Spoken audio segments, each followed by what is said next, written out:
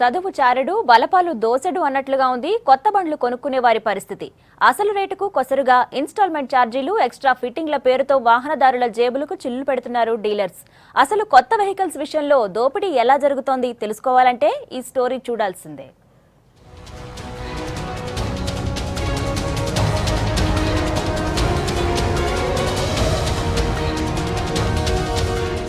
Own vehicle కొనుక్కోవాలనుకోవడం common man dream. కానీ అలా కొనుక్కోవాలనుకొని వెళ్ళే వాళ్ళకు షోరూమ్ వాళ్ళు చుక్కలు చూపెడుతున్నారు, వాళ్ళ జేబులకు చిల్లులు పెడుతున్నారు. కానీ ఇంతకీ షోరూమ్ వాళ్ళు ఏం చేస్తున్నారు, వాహనదారులు ఏమంటున్నారు తెలుసుకునే ప్రయత్నం చేద్దాం. కొత్త బండి కొనేవారికి పగలే చుక్కలు చూపిస్తున్నారు డీలర్స్. ఫీజుల రూపంలో ముక్కుపిండి మరీ రకరకాల ఫీజులు వసూలు చేస్తున్నారు. హ్యాండ్లింగ్, నిర్వహణ, సేవా ఛార్జీల పేరుతో అధిక మొత్తంలో వసూలు చేస్తున్నారు. కొంతమంది కొత్తగా వెహికల్ కొనుక్కున్న కొనుగోలుదారులు ఇక్కడ ఉన్నారు, వాళ్ళని అడిగి తెలుసుకునే ప్రయత్నం చేద్దాం. అసలు ఈ డీలర్లు ఎందుకు ఈ ఎక్స్ట్రా ఫిట్టింగ్ ఛార్జెస్ వసూలు చేస్తున్నారో, అదేవిధంగా ఎక్స్ట్రా హ్యాండ్లింగ్ ఛార్జెస్ కానీ న్యూ రిజిస్ట్రేషన్ ఛార్జీలు కానీ వసూలు చేస్తున్నారో వాళ్ళని అడిగి తెలుసుకునే ప్రయత్నం చేద్దాం. వాస్తవంగా కొత్త వాహనాల అమ్మకాల సమయంలో ఇన్వాయిస్ లో పొందుపరిచిన మొత్తాన్ని మాత్రమే వసూలు చేయాలి. కానీ ఇక్కడే డీలర్లు తెలివిగా వ్యవహరిస్తున్నారు. ఫస్ట్ ఇన్వాయిస్ లు ఇవ్వకుండానే కొటేషన్ పేరుతో చిత్తు పేపర్పై లెక్కలు రాస్తున్నారు. అందులో హ్యాండ్లింగ్, నిర్వహణ, సేవా ఛార్జీలని పేర్కొంటున్నారు. ఇదేమిటని ఎవరైనా ప్రశ్నిస్తే ఇవి కూడా బిల్లుల్లో భాగమే అంటున్నారు. వెహికల్ కోసం లోను కూడా ఇవ్వడంతో ఈ పని మరింత ఈజీ అయింది. హ్యాండ్లింగ్ ఛార్జ్ గురించి 15 నుంచి 2,000 రూపాయలు తీసుకుంటారు. కాబట్టి మేము దానికి రిసిప్ట్ కానీ దానికి ఏం కానీ ఇస్తలేరు. అది దౌర్జన్యం చేసి తీసేసుకుంటారు. అది మేము తీసుకోవద్దా అని చెప్పేసి మేము ప్రశ్నిస్తున్నాం. మేము బిల్ ఏముంటే ఏముండదు, మొత్తం మనకి ఏదైతే ఇన్వాయిస్ ఉంటుందో దాంట్లో వేస్తారు. కానీ సపరేట్ హ్యాండ్లింగ్ ఛార్జెస్ బిల్ అంటే ఏమి వేయరు. ఇంకా ఓన్లీ వాళ్ళు వేసేది ఏంటంటే కారు ఇన్వాయిస్కి వేస్తారు. బట్ ఈ హ్యాండ్లింగ్ ఛార్జెస్ కానీ ఈ ఎక్స్ట్రా దానికి బిల్ ఏమి ఇవ్వదు. హ్యాండ్లింగ్ ఛార్జెస్కి 9,000 తీసుకున్నారు. సమాధానం అడిగితేనేమో హ్యాండ్లింగ్ ఛార్జెస్ అని చెప్పేస్తారు. ఏమనంటే మీరు తిరగాలి, టైం వేస్ట్ అవన్నీ అని చెప్పి భయపెట్టేస్తారు. ఒకవేళ ఇవ్వకపోతే మళ్ళీ ఇబ్బంది పెడతారేమో అని చెప్పి భయపడి ఇవ్వాల్సి వస్తుంది. ఇప్పుడు ఏపీలో ఆన్లైన్ ప్రాసెస్ అని చెప్పి చెప్పిండ్రు. షోరూమ్లోనే అన్ని డాక్యుమెంట్స్ అక్కడే ఇచ్చేస్తే మాకు కూడా ఈజీ ఉంటుంది. మనం ఏదో బండి మేము నడుపుకొని డ్రైవింగ్లో బతికే వాళ్ళకి ఒకేసారి 9,000 అని అంటే ఒక నెల జీతం ఎగిరిపోయినట్టు. టెంపరీ రిజిస్ట్రేషన్కి మళ్ళీ హ్యాండ్లింగ్ ఛార్జెస్, స్టాంపింగ్ ఛార్జెస్కి 8,000 నుంచి 10,000 దాకా తీసుకుంటారు. అది యాక్చువల్లీ రేట్ ఉంది 148, మళ్ళీ 10,000 ఎక్కువ తీసుకుంటారు.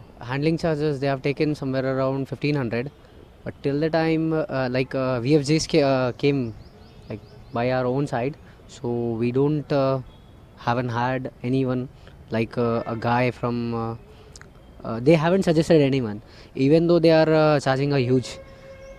I think so it's not good, quite not good.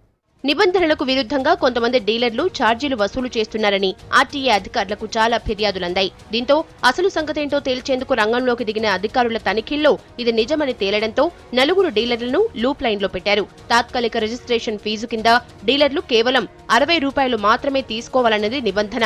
కానీ షోరూంలన్నీ మాత్రం 200 నుంచి 600 వరకు వసూలు చేస్తున్నాయి. ఎవరైతే డీలర్స్ మరి వెహికల్స్ అమ్ముతున్నారో వారు ఈ మధ్యన మరి ఫెసిలిటేషన్ ఛార్జెస్ అని, హ్యాండ్లింగ్ ఛార్జెస్ అని వసూలు చేస్తున్నారు. కార్లకైతే ఒక రేటు, మోటార్ సైకిల్కి అయితే ఒక రేటు ఇస్తున్నారు.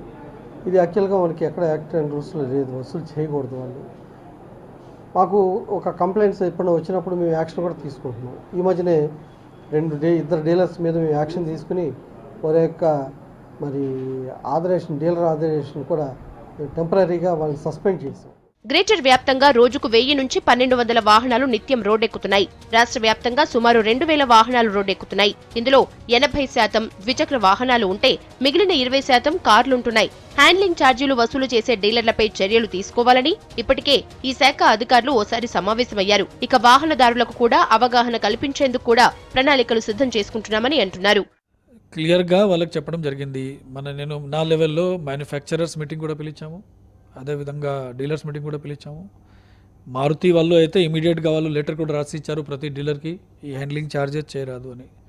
మిగతా వాళ్ళు ఇవ్వకపోయినా ఆ రూల్ ప్రకారం అయితే వాళ్ళు ఛార్జ్ చేసే పరిస్థితి లేదు. ఎక్కడైనా వాళ్ళు ఇంకా ఇచ్చిన తర్వాత కూడా ఛార్జ్ చేస్తున్నారు. మన దృష్టిలో ఎప్పుడు వస్తున్నాయి, వాళ్ళ మీద కఠినంగా చర్యలు కూడా తీసుకుంటున్నాము. ఇంకా అటువంటి కంప్లైంట్ వచ్చినప్పుడు ఇన్వాయిస్లో అయితే మనం ఇమీడియట్గా తెలుస్తున్నాయి. ఇన్వాయిస్ లేకుండా కొంతమంది అడుగుతున్నారు అనుకోండి, ఇమీడియట్గా మనకు చెప్పాలి, మనం తొందరగా వాళ్ళ మీద చర్యలు తీసుకోవడం జరుగుతుంది. వినియోగదారులకు పూర్తి అవగాహన కల్పిస్తే ట్రాఫిక్ ఉల్లంఘనలు ఉండవని అంటున్నారు పోలీసులు. కష్టాలు పడి అప్పు సప్పు చేసి వెహికల్ కొందామంటే ఇష్టారాజ్యంగా వ్యవహరిస్తున్నారు షోరూమ్ వాళ్ళు. ఇలాగైతే వెహికల్ ఎప్పుడు కొనేది, ఇక ఎప్పుడు నడిపేది అంటున్నారు వాహనదారులు. ఇప్పటికైనా సరే ఇలాంటి ఎక్స్ట్రా ఫీజులు వసూలు చేయకుండా అధికారులు చూడాలంటున్నారు. Camera person Rajeshwara Srinivas, V6 news, Hyderabad.